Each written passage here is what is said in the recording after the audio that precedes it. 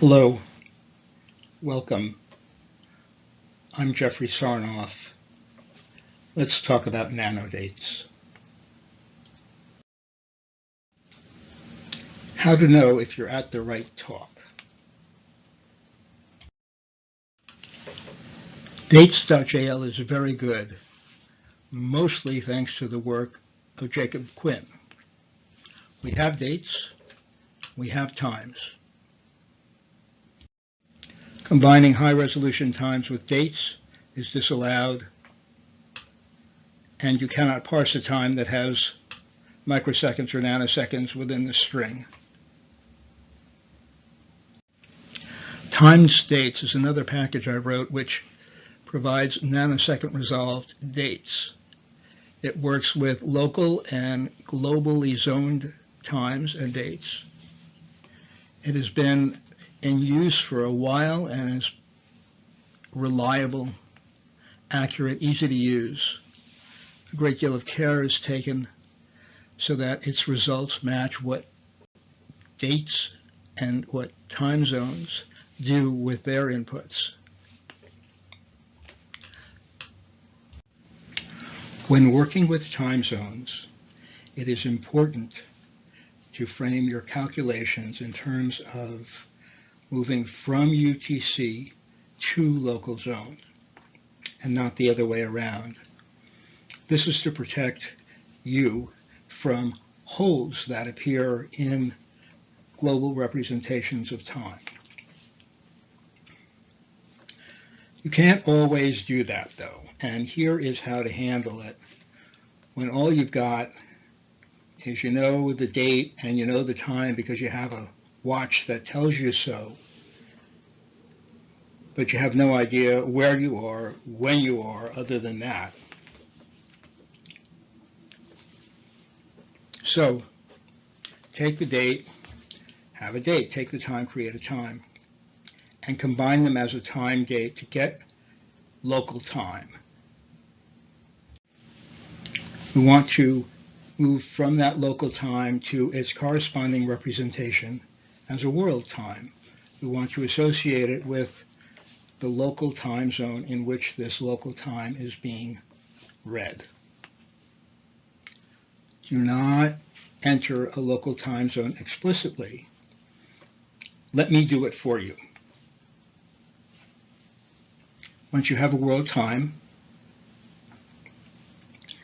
before you do anything else, convert it to the corresponding UTC, and it's done using the construct you see here. Then continue on happily.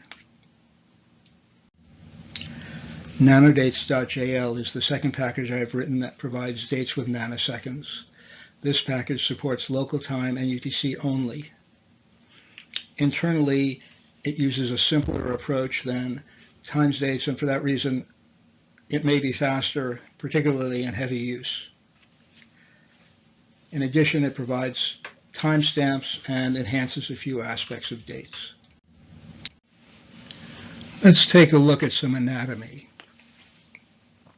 A nanodate has two components, a date time and a field that is held as nanoseconds. The second field holds both microsecond and nanosecond counts. You can see how that is done by following the arrow.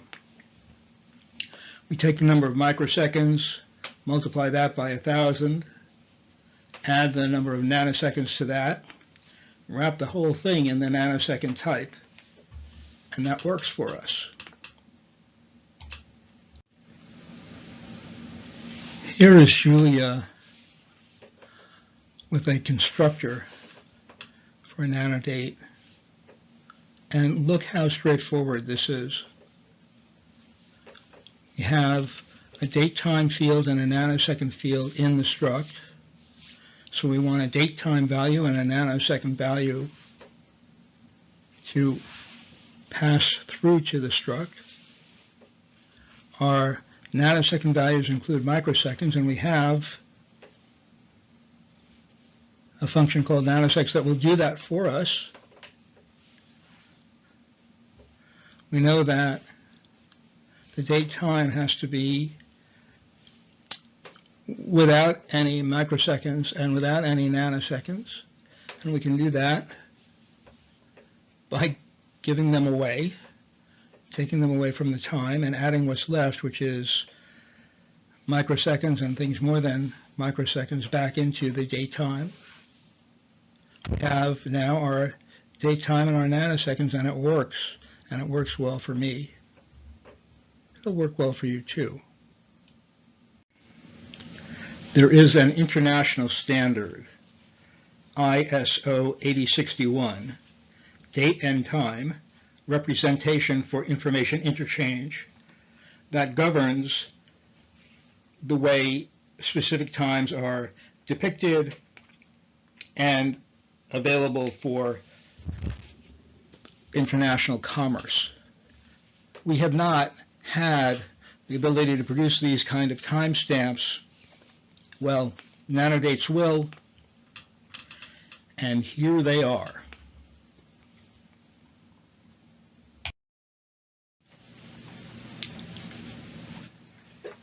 In sum, it's all about keeping time.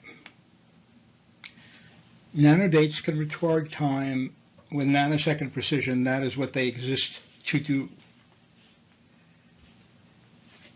The accuracy of the information that they keep is as good as the accuracy of the times that are provided to the nanodate to be kept. Relative accuracy is straightforward to obtain, and it will be within some understanding of statistical uncertainty. Absolute accuracy is another and more difficult statistical reach, one that requires specialized timekeeping tools and equipment.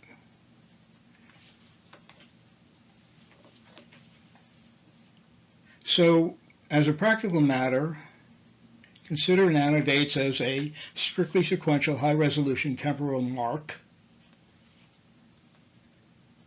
You can always rely on their being unique.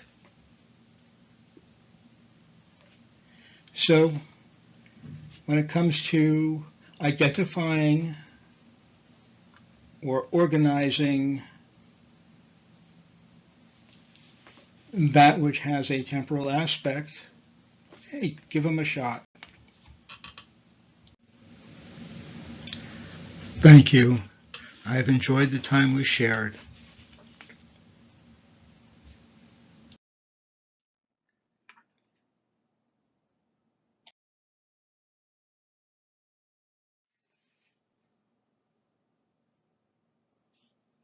Don't you know, don't you know?